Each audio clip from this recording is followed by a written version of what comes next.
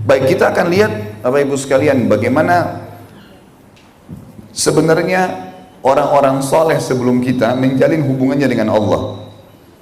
Sebelum saya masuk ke kisah-kisah orang soleh ini, saya ingin ingatkan juga satu hal. Kalau Bapak Ibu sedang berdoa kepada Allah, jangan putus asa. Yakinlah dengan sabda Nabi Muhammad SAW yang jelas sekali, kata beliau, tidak ada seorang muslim yang berdoa di muka bumi kecuali diijabah. Pasti diijabah, hanya melalui salah satu dari 3 tahapan. Diberikan langsung, atau dihilangkan musibah yang akan menimpa dia, atau disimpankan dalam bentuk pahala yang dia panen pada hari kiamat. Jadi nggak ada yang sia-sia. Jangan putus asa dengan doa. Pasti dikasih langsung, atau dihilangkan musibah yang akan menimpa dia. Mungkin dia harus sakit, nggak jadi sakit. Mungkin harus A, B, C segala macam keluar, ditabrak, apalah segala macam, nggak jadi. Atau disimpankan yang dia panen dalam bentuk pahala hari kiamat. Dalam hadis lain dikatakan akan datang nanti hamba-hamba Allah hari kiamat, diberikan pahala bergunung-gunung. Lalu mereka bertanya pada para malaikat, dari mana ini? Kami nggak pernah ingat amal ini kami kerjakan. Kata para malaikat, ini doa-doa kalian yang belum kalian lihat atau dapat hasilnya di dunia. Jadi semua akan dipanen, gitu kan? Sekarang Bapak Ibu kalau tanya saya, dari mana saya tahu kalau doa saya diijabah? Maka jawaban saya supaya mudah difahamin datang dalam bentuk sinyal. Begini maksudnya, misal kita lagi sakit, berdoa, ya Allah di sholat malam sembuhin saya. Allah ijabah, Allah sudah kasih. Dari mana saya tahu? Besok Bapak Ibu sekalian kita ketemu dengan seorang teman atau kerabat, ngobrol-ngobrol, secara umum tiba-tiba menjerumus ke masalah penyakit kita. Lalu dia bilang, setahu saya ada dokter yang bagus di sana. Kita ke dokter itu, konsultasi cocok, resepnya cocok, lalu sembuh. Pertanyaannya, apakah dokter yang sembuhkan? Bukan, itu jawaban doa kita. Allah jadikan dokter itu menjadi penyebab kita sembuh. Makanya resep dokter kan hanya tertulis, semoga lekas sembuh, nggak ada pasti sembuh, gitu kan? Karena memang mereka cuma berharap Allah yang menyembuhkan. Allah bisa menyembuhkan penyakit yang parah dengan segelas air. Nabi Ayub alaihissalam setelah 20 tahun kena penyakit kusta, sembuh dengan mata air yang Allah munculkan di bawah rumahnya, disuruh mandi di lantai kamarnya. Kuasa Allah SWT lebih besar daripada semuanya. Kita kadang-kadang kita kurung kuasa Allah ini seperti di kuasa manusia yang sangat sempit. Mustahil pun di mata kita tetap bisa diberikan oleh Allah sang pencipta. Jangan kurung di sini. Harus kita pahamin poin ini.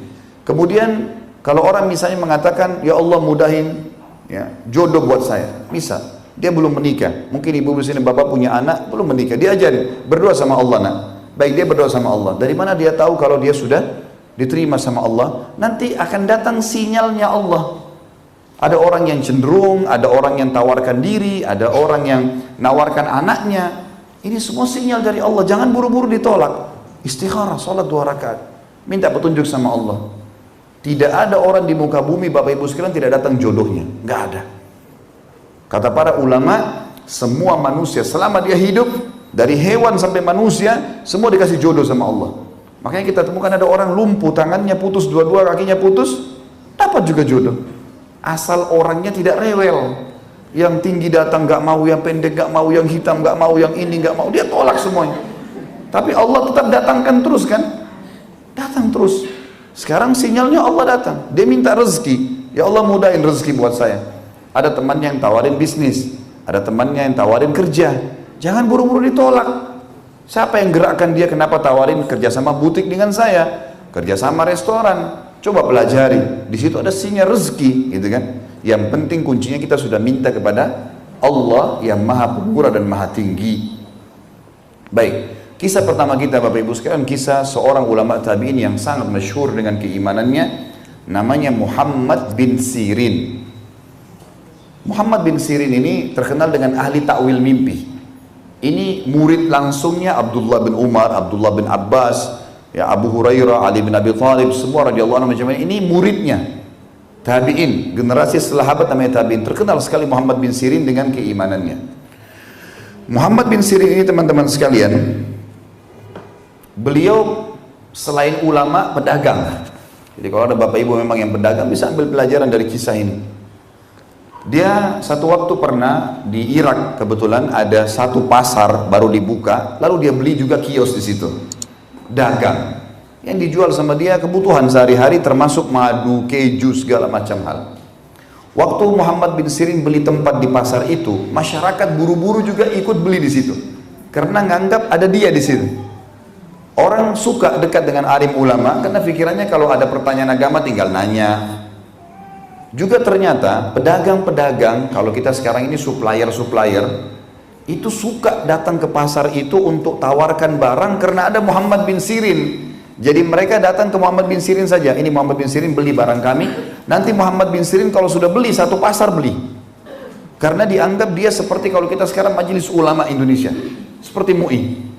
Jadi dia betul-betul ya, kalau dia beli berarti sudah halal gitu. Orangnya luar biasa gitu. Satu waktu, Bapak Ibu sekalian, ada satu pembeli masuk ke tokohnya Muhammad bin Sirin. Dia beli barang 2 dirham harganya. Harganya 2 dirham. Kemudian, mohon maaf, sebelum masuk 2 dirham itu, ada satu orang datang menawarkan keju. Dia datang bawa keju, terus kemudian dia katakan, Ibnu Sirin, supplier keju. Dia bilang, ini ada keju saya, banyak. Ada puluhan unta yang membawa, zaman dulu transportasinya pakai unta. Ini dari negeri non muslim kejunya. Saya mau tawarkan kepada anda Ibnu Sirin dengan harga sekian, dikasih tahu harganya, ini modal saya sekian, anda bisa beli dengan sekian, anda bisa jual di pasar dengan harga sekian, dan orang pasar masih bisa jual dengan harga sekian, semuanya untung. Waktu itu keuntungannya dalam kisah ini dikatakan bisa mencapai 40.000 dirham. Ini jumlahnya sudah ratusan juta. Banyak sekali. Pertanyaan pertama Ibnu Sirin kepada supplier itu, kejumu ini halal atau tidak? Itu yang pertama ditanya. Padahal sudah jelas dari selisih pembelian Ibnu Sirin ke penjualan dia kepada pedagang pasar, bukan orang umum. Langsung kalau dia beli, orang-orang pasar semuanya akan beli. Untung 40.000 dirham. Coba bayangkan Bapak Ibu sekalian kalau kita di posisi orang ini. Jelas kita bayar cash sekarang, sudah ditunggu di depan tokonya Ibnu Sirin, kalau dia beli orang lain beli semua, habis. Untung langsung pada saat itu ratusan juta rupiah.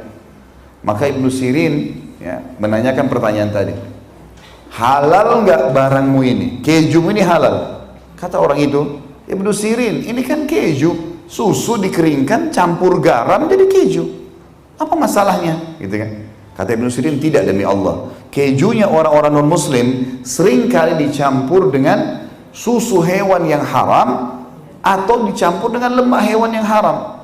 Kalau kau berani bertanggung jawab depan Allah hari kiamat, kau bilang ini halal, kau bertanggung jawab, saya beli.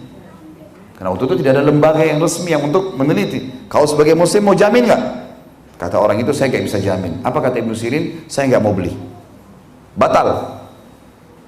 Orang ini akhirnya tinggalkan Ibnu Sirin, jual dengan beberapa pedagang di pasar itu yang kurang imannya, dibeli. Besok pagi Bapak Ibu sekalian, ada satu orang masuk ke tokonya Ibnu Sirin, dia beli barang 2 dirham. Murah sekali, tapi tidak disebutkan barangnya apa. Dia ambil barang 2 dirham. Kemudian orang ini karena asyik ngobrol, bertanya sampai Ibnu Sirin, dia habis bertanya, dia mau keluar dari toko, dia lupa kalau itu belum dibayar 2 dirham itu. Maka yang terjadi, kata Ibnu Sirin, sebentar saudaraku, barang yang kamu pegang itu belum kamu bayar. Kata orang itu tiba-tiba, saya sudah bayar. Dia yakin dia sudah bayar. Kata Ibnu Sirin, demi Allah kau belum bayar. Harganya 2 dirham. Kata orang itu, demi Allah saya sudah bayar. Ribut Ibnu Sirin sama orang ini gara-gara 2 dirham. Orang-orang pasar datang semua. Kenapa Ibnu Sirin? Dia bilang, orang ini saudara kita ngambil barang 2 dirham, itu yang di tangannya sekarang. Dia belum bayar, demi Allah dia belum bayar, gitu kan? Kata Ibnu Sirin. Lalu dia bilang sama pembeli tersebut, hai saudaraku, bayar 2 dirham atau kembalikan barang itu di tempatnya. Orang itu karena malu dibayar sama dia, lalu dia pergi. Dari kisah yang panjang ini saksi bahasan kita. Lalu orang-orang pasar tanya, wahai Ibnu Sirin, kemarin anda meninggalkan, garis bawahi kalimat ini ya, renungi baik, ini inti kisah kita. Kata mereka orang-orang pasar, wahai Ibnu Sirin, kemarin anda meninggalkan keuntungan 40.000 dirham karena syubhat. Jelas-jelas keuntungan ada tapi anda tinggalkan karena itu syubhat. Kenapa sekarang Anda bersumpah atas nama Allah hanya 2 dirham? Nggak bisa masuk ke otak kami, jelasin. Kan kemarin 40.000, sekarang cuma 2 dirham. Ngapain harus sumpah atas nama Allah nih? Apa kata Ibnu Sirin? Perhatikan orang yang mengenal Tuhannya berbeda. Dia mengatakan, demi Allah saya bersumpah 2 dirham itu karena saya tahu dia belum bayar. Kalau dia bawa pulang ke rumahnya berarti dia makan makanan haram dan berbahaya buat dia, dan Allah akan menghukum dia gara-gara memakan yang haram, serta Allah akan menghukum saya karena saya membiarkan dia makan yang haram. Jadi intinya bukan karena ambil keuntungan, intinya adalah berdagang dengan Allah nih, halal atau enggak, salah atau benar, masalahnya di situ. Karena semua orang akan dihisab hari kiamat. Ini pelajaran teman-teman kecil sekali sebenarnya dari kejadian seperti ini, tapi pelajarannya besar. Kejadian kecil tapi pelajarannya besar.